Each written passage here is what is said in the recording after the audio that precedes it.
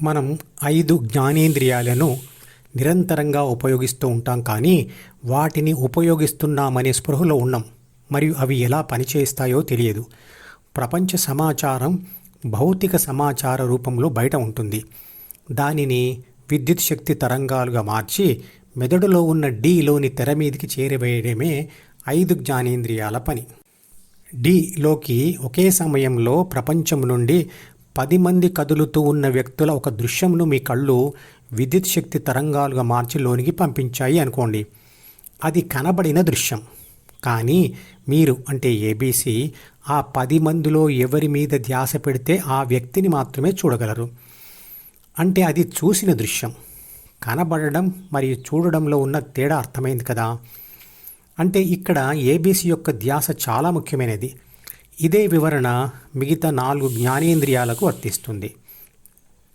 ఒకేసారి నలుగురు మాట్లాడుతున్నా మీరు ధ్యాస పెట్టి ఒక వ్యక్తి మాటలను మాత్రమే వినగలరు. అదేవిధంగా ఒకేసారి 5 జ్ఞానేంద్రియాల నుండి సంకేతాలు డీలోని తెర మీదకి వస్తూ ఉన్నా ప్రాపంచిక ఆత్మ అంటే ఏబీసీ ఒకసారికి ఒకదాని మీద మాత్రమే ధ్యాస పెట్టగలదు. అదే డీలో 5 జ్ఞానేంద్రియాల నుండి వస్తున్న సంకేతాలను ప్రదర్శించే తెరనే కాక ఏబీసీ తాను ధ్యాస పెట్టి అనుభవించిన సంకేతం యొక్క సమాచారాన్ని రాసుకునేందుకు జ్ఞాపకాల పుస్తకం కూడా ఉంటుంది. అదే పుస్తకంలో ఏబీసీ తీసుకున్న నిర్ణయం లేదా సూచన లేదా కోరిక కూడా రాయబడుతుంది. మరియు అదే పుస్తకంలో ప్రథమ పేజీలో ప్రపంచ అనుభవాలతో A+B చేత సృష్టించబడి బలపడుతూ ఉన్న సి అంటే అహం కూడా రాయబడి ఉంటుంది. మరియు అదే పుస్తకం ఉపరితలంలో D1 మరియు అట్టడుగున D2 ఉంటాయి. అవే కాన్షియస్ మైండ్ మరియు సబ్ కాన్షియస్ మైండ్. C+D ఇంకా సృష్టించబడని శిశువులో జ్ఞానేంద్రియాల ద్వారా డీకి వచ్చిన ప్రాపంచిక సమాచారాన్ని కంట్రోలర్ అంటే ఏబీ నేరుగా అనుభవించి డీని సృష్టించి దాని మొదటి పేజీలో సిని రాస్తుంది. అవి రెండూ సృష్టించబడిన తర్వాత ఏబీ మొదట సిని పట్టుకొని తర్వాత డీలోని ఇతర కోరికలతో జ్ఞానేంద్రియాలతో ప్రపంచాన్ని అనుభవిస్తుంది. అంటే ఏబీ అహం అంటే నేను, నాది, నాకు, నన్ను అనే స్వార్థ భావాన్ని అంటే సిని పొంది ఏబీసీ అంటే ప్రాపంచిక ఆత్మగా మారుతుంది. అప్పటి నుండి ఏబీసీ డిఈఎఫ్ను ఫాలో అవుతుంది. డీలోకి వచ్చిన సమాచారంను చదివి తగిన సూచనలు తయారు చేస్తుంది. ఆ రెండూ డీలో ఏబీసీ చేత రాయబడతాయి. డి ఒక అటెండెన్స్ రిజిస్టర్ లాంటిది. డీలోకి వచ్చే సమాచార విశ్లేషణలో మరియు సూచనల తయారీలో సి మరియు బి అంటే ప్రాథమిక మనసులోని 3 బాధ్యతలు మరియు 6 గుణాలు ఏ అంటే ఆత్మకు సహాయపడతాయి. ఏబీసీ ఇచ్చిన సూచనల ప్రకారంగా ఈ అంటే కర్మేంద్రియాలు ప్రపంచంలో పనిచేస్తాయి. మనిషి చేసే ప్రతి పని ఈ విధంగానే జరుగుతుంది. భావోద్వేగం అంటే ఏమిటి? 5 జ్ఞానేంద్రియాల ద్వారా డీకి వచ్చే ప్రపంచ అనుభవాల సమాచారంను ప్రాపంచిక ఆత్మ చదివి ఏర్పరచుకున్న నిర్ణయమే భావం. ఆ భావం ఇదివరకు తాను తీసుకున్న నిర్ణయానికి లేదా ఏర్పరచుకున్న భావానికి అనుకూలంగా కానీ లేదా వ్యతిరేకంగా కానీ ఉంటే, అంటే అనుకున్న దానికి జరిగిన దానికి తేడా ఉంటే భావోద్వేగాలు ఏర్పడతాయి. అది ఆత్మకు ఒక ఉత్తేజకరమైన స్థితి. అది సంతోషం కావచ్చు లేదా బాధ కావచ్చు. ఉదాహరణకు పరీక్షలో పాస్ అయితే చాలు అనుకున్న వాడికి ఫెయిల్ అయితే బాధ కలుగుతుంది. ఫస్ట్ క్లాస్లో పాస్ అయితే సంతోషం కలుగుతుంది. బి అంటే ప్రాథమిక మనసు ఒక ఎలక్ట్రానిక్ సర్క్యూట్ లాంటిది. ఏ అంటే ఆత్మ ఆ సర్క్యూట్కి ఒక బ్యాటరీ లాంటిది. ఏ బీను చదవడం అంటే ఏ బీకి కనెక్ట్ చేయడం.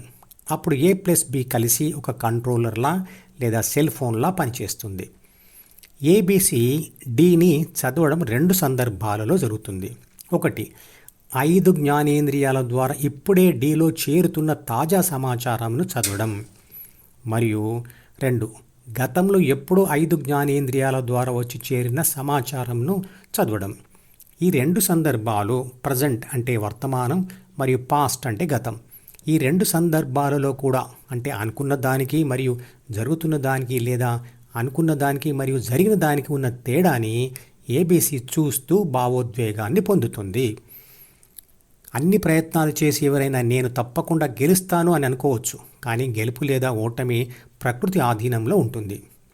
కానీ తీవ్రంగా అనుకోవడం లేదా తీవ్రంగా కోరుకోవడం లేకపోతే అనుకున్నది జరగకపోయినా భావోద్వేగం తీవ్రంగా ఉండదు.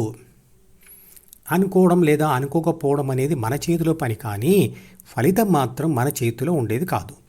అసలు అనుకోవడమే ఉండకపోతే ఏది జరిగినా ఎటువంటి ఉద్వేగం ఉండదు, శాంతి ఆనందం రెండూ ఉంటాయి. ఎక్కడ ఉన్నా ఏమైనా మనం ఎవరికి వారై వేరైనా నీ సుఖమే నే కోరుతున్నా అని ఒక సినిమా పాటలో సినీ కవి అంటాడు. అనుకున్నామని జరగవు అన్నీ, అనుకోలేదని ఆగవు కొన్ని, జరిగేవన్నీ మంచికని అనుకోవడమే మనిషి పని అని. ఆ పాట యూట్యూబ్ లింక్ని ఈ వీడియో డిస్క్రిప్షన్లో ఉంచుతున్నాను, వినండి. జరిగేవన్నీ మంచికని అని అనుకోవడం కూడా డి అంటే జ్ఞాపకాల పుస్తకంలో రాసుకుని ఒక తప్పుడు అభిప్రాయం. ఏది అనుకోకుండా ఉండడానికి శాశ్వత పద్ధతి ఏమిటంటే ధ్యానంతో ఏబీసీ ధ్యాసకు డిలో ఇతర ప్రాపంచిక కోరికలతో భావాలతో ఉన్న బంధమును తెంచి ఆ ధ్యాసను డిలోనే ఉన్న జి అంటే ధ్యాన కోరిక ద్వారా హెచ్ అంటే హృదయంలో బంధించాలి. దానివల్ల ఏది అనుకోవడం అసలే ఉండదు, దానితో శాశ్వత శాంతి ఆనందం ఉంటాయి. ఈ ఛానల్కి సబ్స్క్రైబ్ చేస్తే మీకు మాత్రమే క్రమం తప్పకుండా అన్ని వీడియోలు చూసే అవకాశం ఉంటుంది. ఇతరులకు షేర్ చేస్తే మీ వల్ల వారికి కూడా ఈ వీడియోలు చూసే అవకాశం వస్తుంది. లైక్ చేస్తే యూట్యూబ్ మేనేజ్మెంట్ మరికొందరికి ఈ వీడియోలను చూసే అవకాశం ఇస్తుంది. మీరు సబ్స్క్రైబ్, షేర్ మరియు లైక్ కూడా చేస్తే ఎక్కువ మందికి ధ్యానం గురించి తెలిసి సనాతన ధర్మాన్ని వ్యాపింపచేసి దానిని కాపాడే ప్రయత్నం చేస్తారు. ధర్మో రక్షతి రక్షితః.